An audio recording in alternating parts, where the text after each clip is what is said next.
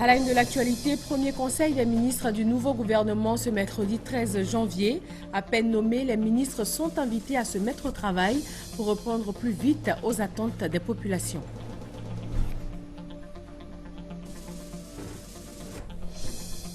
Elle constitue le tiers de la nouvelle équipe gouvernementale. Les femmes ont gagné 4 places de plus dans ce nouveau gouvernement. Elles sont désormais 9 sur 36 ministres.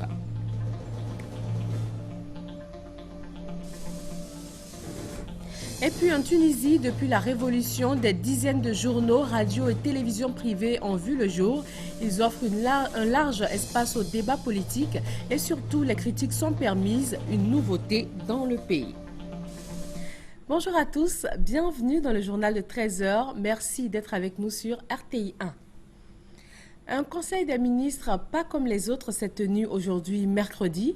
C'est en effet le tout premier du nouveau gouvernement dont la composition n'a été dévoilée qu'hier mardi. Il est composé de 36 membres, 27 hommes et 9 femmes. Il ne comporte qu'un seul ministère d'État. On note 5 ministres sortants et 9 entrants.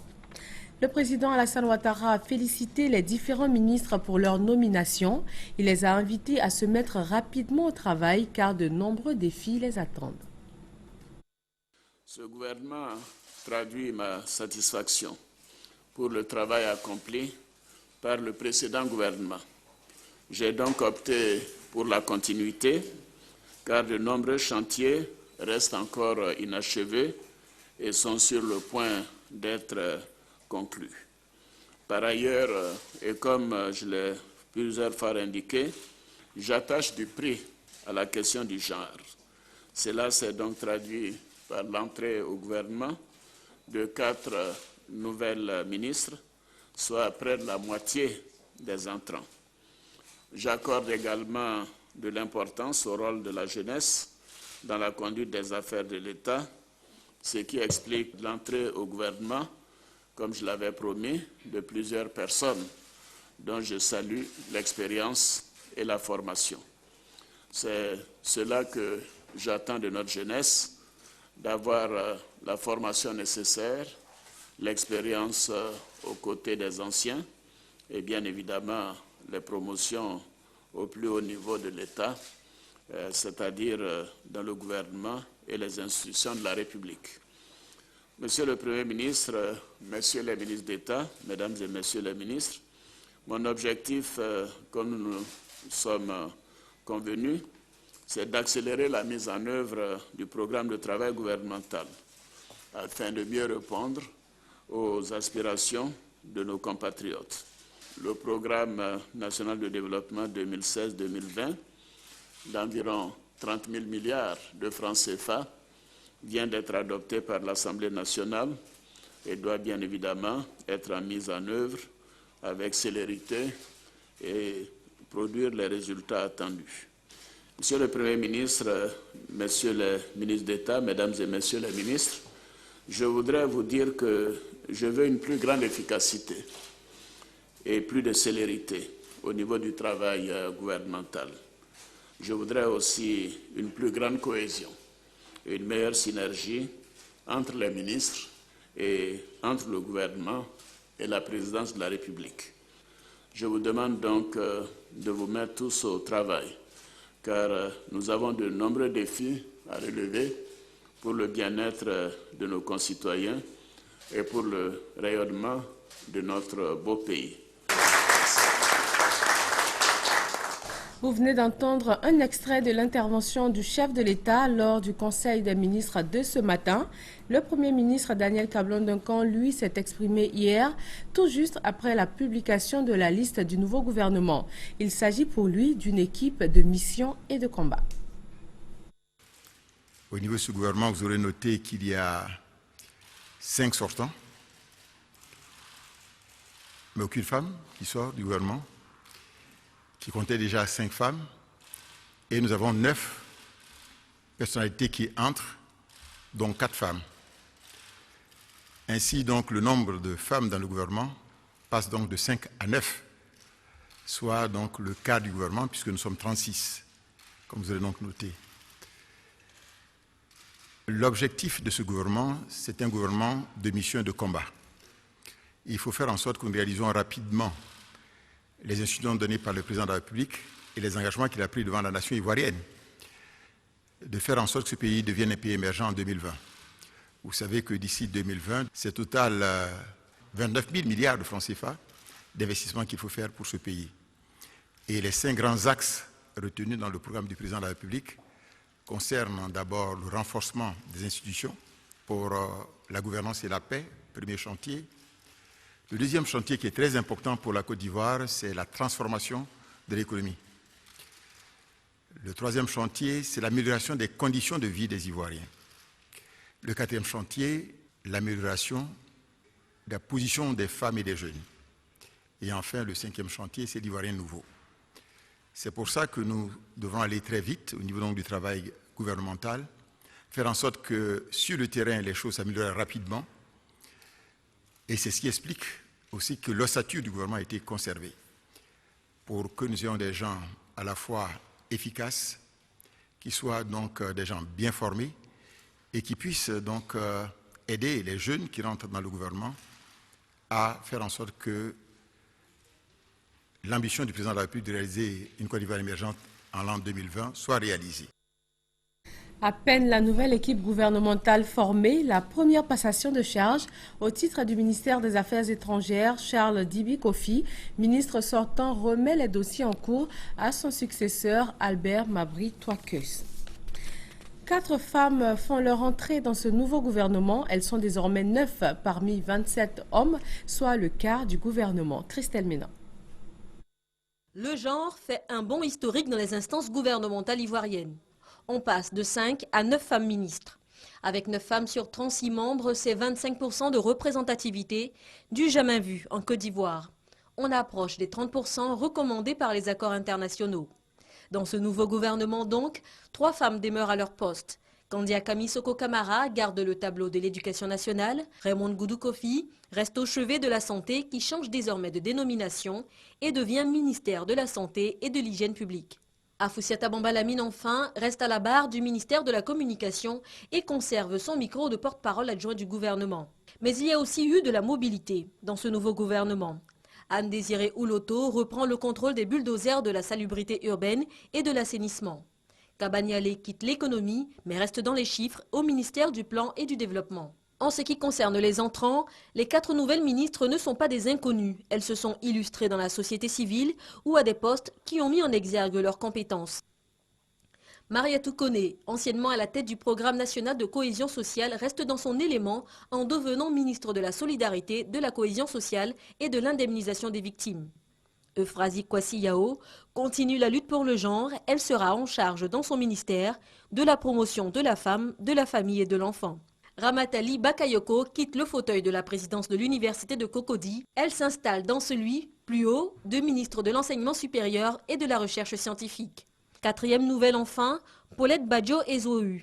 L'ancienne présidente de la Commission nationale des droits de l'homme est désormais à la tête de cet ex-appendice de la justice, devenu ministère des droits de l'homme et des libertés publiques.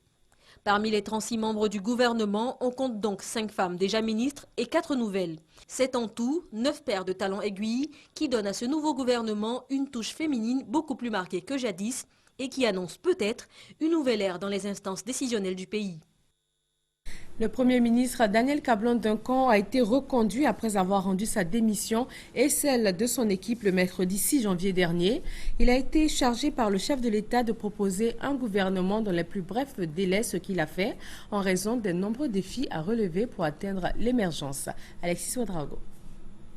Le gouvernement Daniel Cablon-Duncan III est désormais connu. 36 ministres qui devront travailler vite, mais surtout bien, pour des Ivoiriens qui veulent vivre l'émergence promise.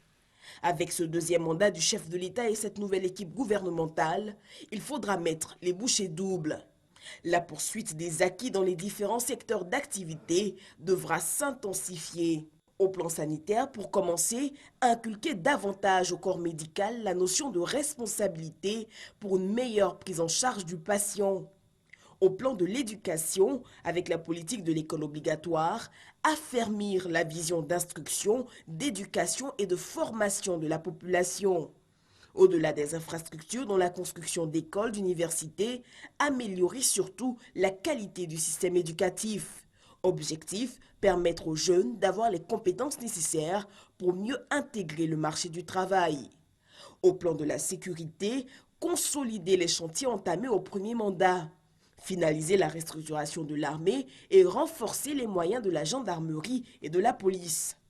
Sur le point de la salubrité urbaine, faire à nouveau vrombir les bulldozers pour garantir des quartiers plus propres et un environnement plus sain.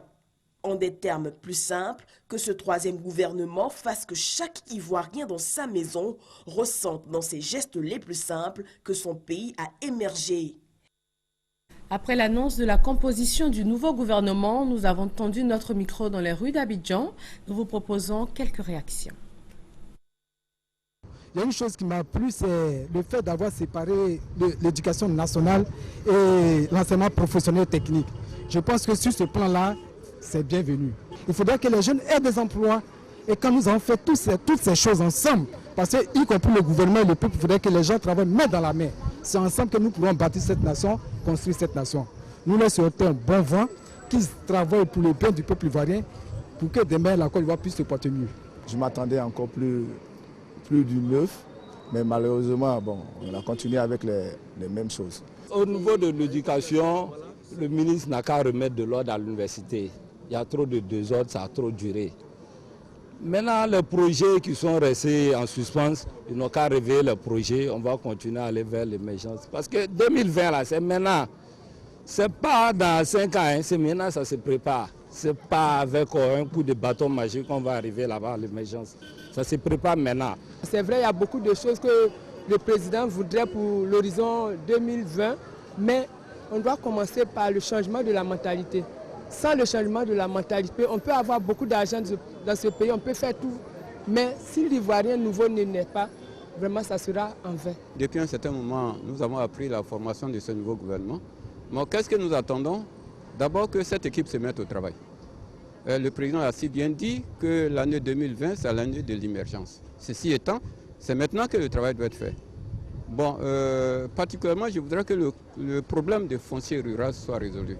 Parce qu'aujourd'hui, c'est la base des mécontentements, c'est la base des conflits que nous constatons un peu partout. Déjà, le gouvernement en a assez fait, mais nous exhortons au gouvernement de faire davantage. Déjà, au niveau du prix de carburant, on a constaté que depuis un certain moment, il y a eu déjà, je crois, 2 fois que le prix du carburant a baissé. Et nous exhortons le gouvernement à toujours continuer de la sorte. Comme ça, nous les transporteurs, ça nous arrange et puis ça arrange aussi la population. Je pense que c'est bien, mais il faut s'accentuer plutôt sur la sécurité de la population. Et puis il faut avoir des intérêts pour la population également. Nous regardons le président et nous faisons confiance à ses choix. Mais derrière ces choix, nous en tant qu'opérateurs économiques, nous attendons beaucoup. C'est-à-dire, il faut que nous, les petites entreprises, nous ayons des ouvertures. Il faut qu'on nous fasse travailler. Aujourd'hui, là, nous tirons le diable par la queue.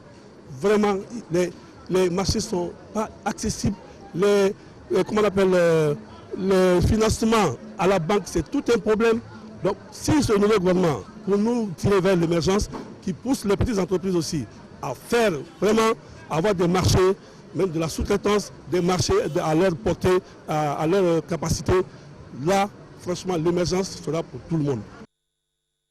Voilà, c'était donc quelques réactions, attentes et préoccupations après la constitution du nouveau gouvernement ivoirien. Nouveau gouvernement également au Burkina Faso, moins d'une semaine après la nomination de Paul Kaba Thiéba au poste de Premier ministre. 29 ministres, dont 7 femmes, composent la nouvelle équipe. Le chef de l'État s'est lui octroyé le ministère de la Défense, comme Michel Kafando et Blaise Compaoré avant lui. Le président Alassane Ouattara a reçu hier soir l'ancien président du Conseil européen. Avec Herman Van Rompuy, le président ivoirien a évoqué plusieurs sujets d'actualité, notamment la paix, la sécurité, la lutte contre le terrorisme en Afrique et particulièrement dans le monde. Jérôme Kofi Aboula. Une rencontre comme un moment de retrouvailles pour Van Rompuy et le président Alassane Ouattara. Les deux personnalités depuis belle lurette se connaissent bien pour s'être rencontrées à maintes reprises sur la scène internationale. L'ancien président du Conseil européen a indiqué avoir évoqué avec le chef de l'État ivoirien, à l'occasion de cette rencontre ce mardi, un certain nombre de sujets à l'échelle mondiale, notamment le terrorisme. Il s'est par ailleurs félicité des avancées notables que connaît en ce moment la Côte d'Ivoire sous le leadership du président Alassane Ouattara. On a parlé des problèmes européens, on a parlé immigration, on a parlé terrorisme, on a parlé aussi de la conférence à Malte, mais on a surtout parlé de la Côte d'Ivoire. Je viens de faire un voyage de 5 jours. Dorénavant, j'aime encore plus ce pays que dans le passé. La Côte d'Ivoire est un pays stable, un pays prospère, un pays qui génère un taux de croissance des plus élevés au monde. Je suis vraiment heureux d'avoir vécu quelques jours dans ce pays. Heureux donc, Van Rompuy a dit l'être pour avoir retrouvé une Côte d'Ivoire en paix, raison pour laquelle l'ancien président du Conseil européen ne s'est pas empêché de féliciter le président de la République, Alassane Ouattara, après sa brillante réélection lors de la présidentielle d'octobre 2015. Le bulletin de salaire, preuve de contrat entre employeurs et employés. Il est cependant bien difficile à lire et à comprendre pour de nombreux salariés. Comment le déchiffrer? Frédéric Oulaï et Serge Coléa se sont intéressés au sujet. Toute personne exerçant un emploi régulier dans une entreprise a droit à un salaire mensuel.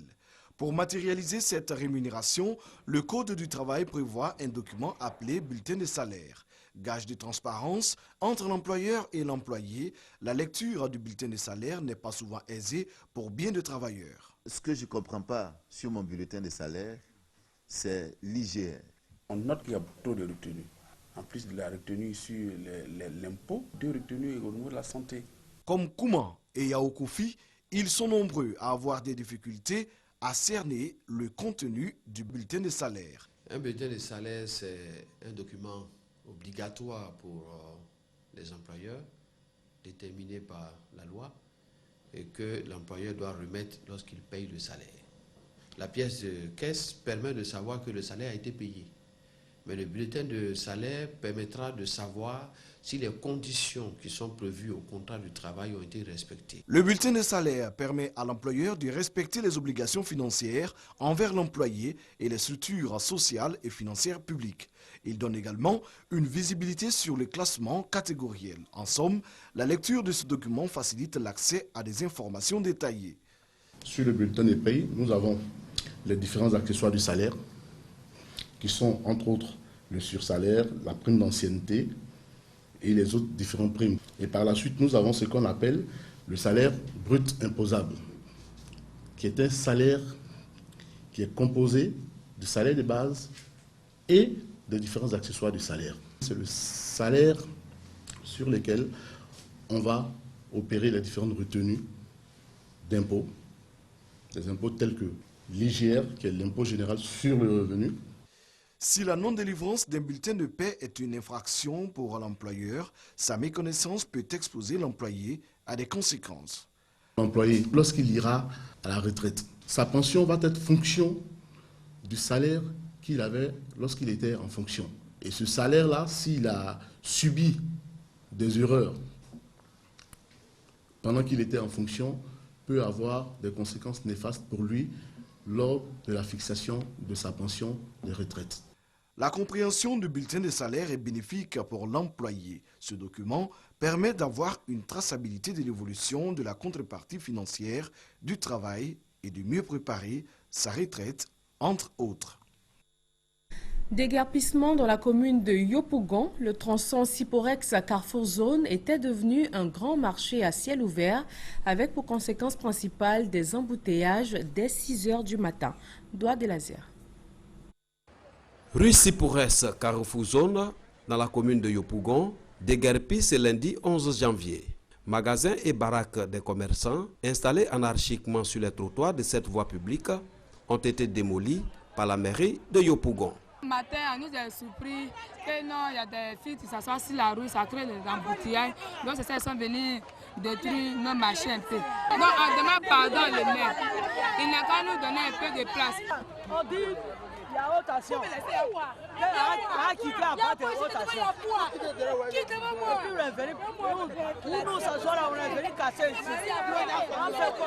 Pour certains riverains et automobilistes, cette action est salutaire.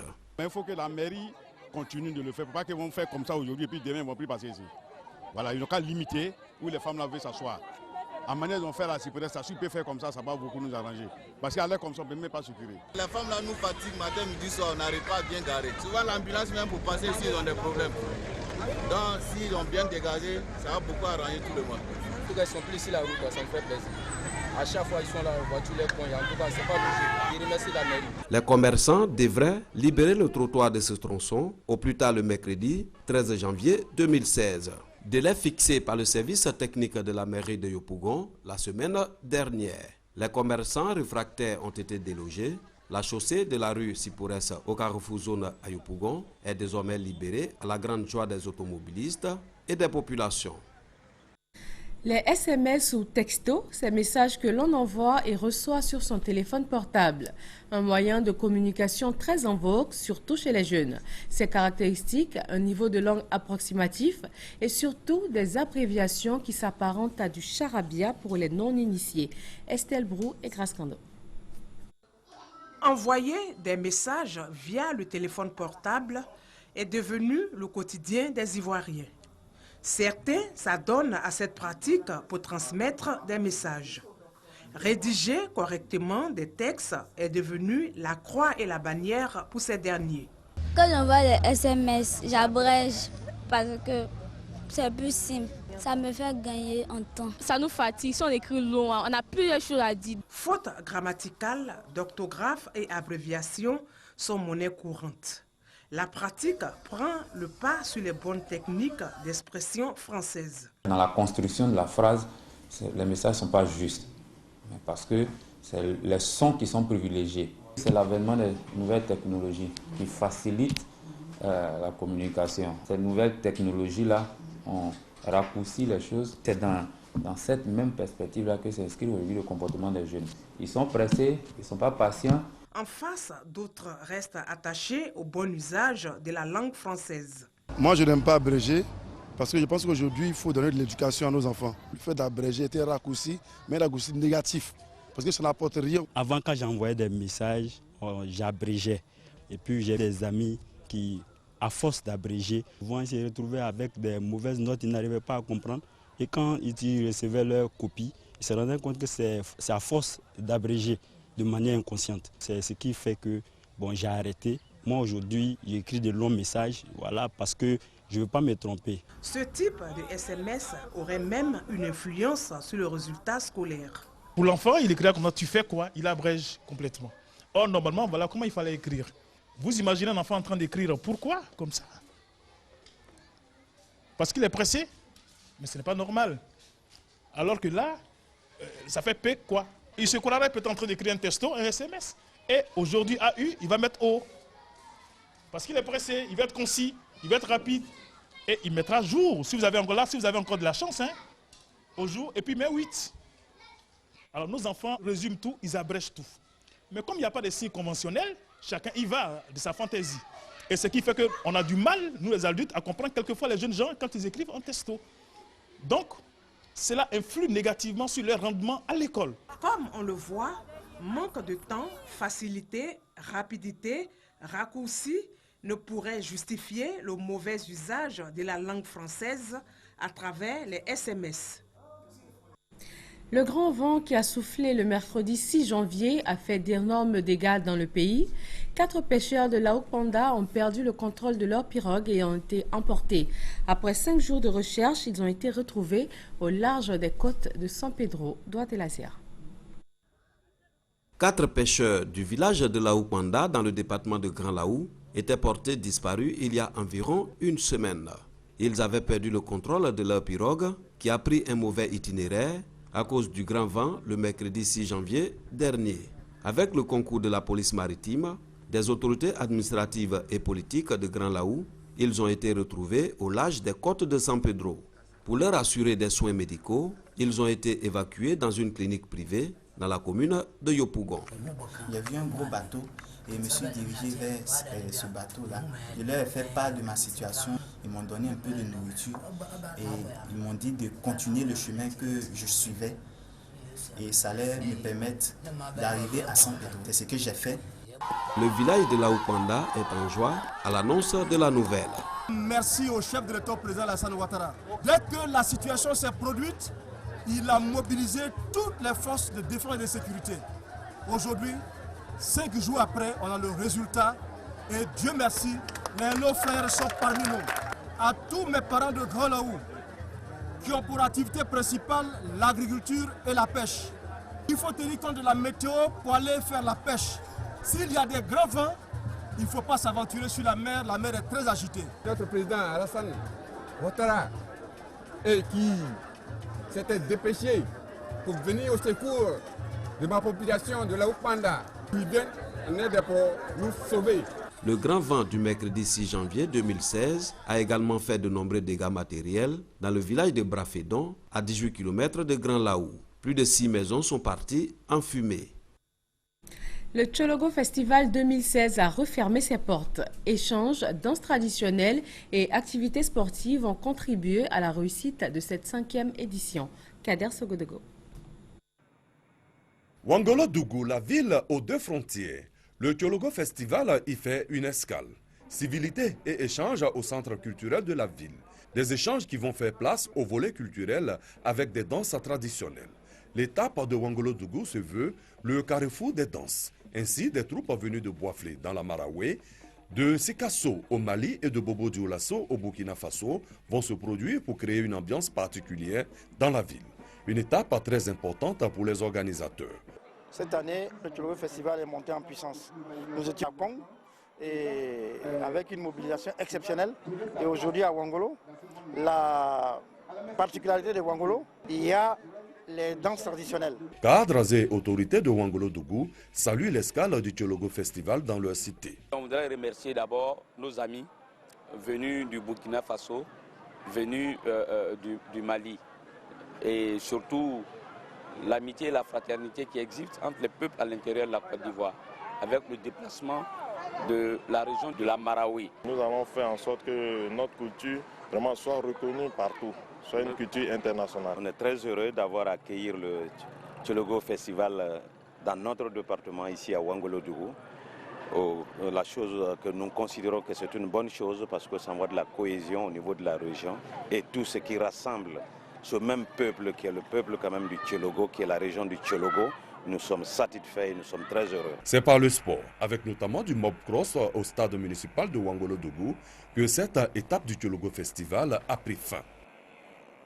Après de longues années de répression, les Tunisiens s'expriment librement. Les acquis de la révolution de janvier 2011 restent toutefois fragiles, comme l'ensemble des libertés publiques et individuelles, selon des ONG sur place. Depuis la révolution, des dizaines de journaux, radios et télévisions privées ont vu le jour. Ils offrent un large espace au débat politique et toute critique. Le président des États-Unis a prononcé son ultime discours sur l'état de l'Union, grand-messe annuelle devant le Congrès. Barack Obama a dressé le bilan de son travail depuis 7 ans et en cette année électorale, il a mis en garde les Américains contre les idées extrémistes diffusées par certains candidats. Et voilà pour ce 13h. Merci de nous avoir suivis. D'autres informations sur les www.rti.ci.